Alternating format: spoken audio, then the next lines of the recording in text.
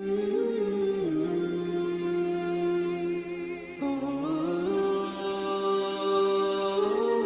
میں آئیں گے، دنیا میں آنے کے باوجود وہ اپنی نبوت کا کوئی تذکرہ نہیں کریں گے، وہ کلمہ لا الہ الا اللہ محمد الرسول اللہ صلی اللہ علیہ وسلم پڑھ کر اس چیز پر کام کریں گے، اس چیز پر کام کریں گے۔ حضرت امام ابو حنیفہ رحمت اللہ تعالی علیہ کا ایک واقعہ میں سنا۔ حضرت امام ابو حنیفہ عبادت گزار تھے، امام تھے، 5 لاکھ سے زائد احادیث ان کو زبانی یاد تھی، 5 لاکھ سے زائد احادیث ان کو زبانی یاد تھی۔ حضرت امام ابو حنیفہ جہاں پر رہتے تھے ساتھ میں ایک موچی رہتا، ساتھ میں ایک موچی ہوتا ہے جو جوتوں کی پالش کرتا ہے، جوتوں کی سلائی کرتا ہے، ساتھ میں وہ رہتا تھا۔ اور جب امام ابو حنیفہ رات کے لیے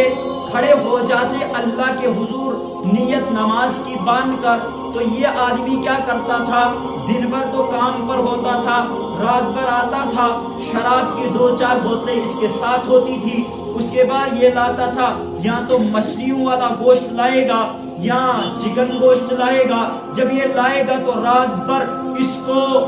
کو پکائے گا بھی نہیں، اس کو فرائی بھی نہیں کرے گا، اس کو کیا کرے گا، اور بھون کر کھاتا تھا۔ تو جب اس سے آگے جب امام ابو حنیفہ نے کہیں سال اسی دور میں گزارے، اسی طرح یہ چلتا رہا، سلسلہ چلتا رہا، اور اب چاہے گوشت کھا رہا تھا، شراب پی رہا تھا، چلو ٹھیک تھا، مگر یہ رات بھر ایک اشعار کو زور زور سے چلا کر پڑھتا رہتا تھا، یہاں تک کہ امام صاحب نماز میں بھی اس شعر کی آواز کو سنتے تھے۔ اور جب اسی طرح کئی سال گزر گئے، کئی سالوں کے بعد 1-2 دن ایسے گزرے جس میں اس موچی کی آواز امام صاحب کے کانوں کو سنائی نہیں دی۔ امام صاحب صبح اس کی ڈھونڈ میں نکلے تو محلے والوں سے پوچھ کر پتا چلا کہ اس کو 1-2 دن پہلے پولیس تھانے لے گئی، پولیس نے اس کو جیل میں رکھا۔ چلو ٹھیک ہے، امام صاحب کھچر پر سوار ہو گئے اور پہنچ گئے کہاں پر، جیل میں۔ اور جیل کا جو سب سے بڑا جرنل ہوا کرتا تھا، جس کے ہاتھ میں پوری جیل چلتی ہے، جب اس کو پتا چلا کہ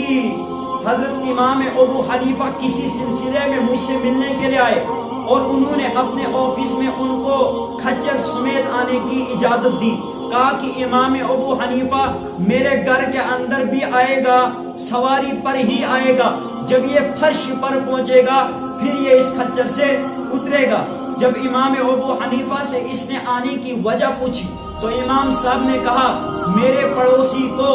کہیں 2 دن یا 3 دن پہلے آپ کی پولیس تھانے لے کر آئی ہے، آپ کی پولیس نے ان کو جیل میں بند کر دیا ہے، میں ان کو رہا کرنے کے لیے ان کی ضمانت کے لیے آیا ہوں۔ تو انہوں نے کہا، حضرت ایسی اس نے کہا کہ امام صاحب آپ کا آنا ہمارے لیے اتنا مبارک ہے کہ ہم صرف ایک قیدی کو رہا نہیں کریں گے آپ کے آنے کی وجہ سے، بلکہ ہم نے 4 یا 5 دنوں سے جتنے قیدیوں کو اپنی پکڑ میں لایا ہے ہم تمام آپ کے آنے کی وجہ سے رہا کر دیتے ہیں۔ اور جب امام صاحب بھی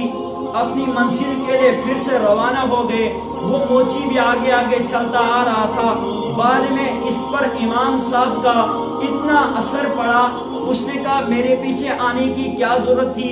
امام صاحب نے کہا میں نے کوئی زیادہ حق ادا نہیں کیا، بلکہ ایک پڑوسی ہونے کے ناطے میں نے آپ کی ضمانت کروائی ہے۔ وہ ان باتوں سے اتنا متاثر ہوا کہ شراب بھی اس نے چھوڑ دی، جوا کھیلنا بھی چھوڑ دیا، رات پر کسی کو نیند میں خلل دیتا تھا، خلل پیدا کرتا تھا لوگوں کی نیندوں میں، وہ بھی اس نے چھوڑ دیا۔ اب کیا ہو گیا؟ پکا مسلمان بن گیا، اس کی ساری لائف چینج ہو گئی۔ ہمارے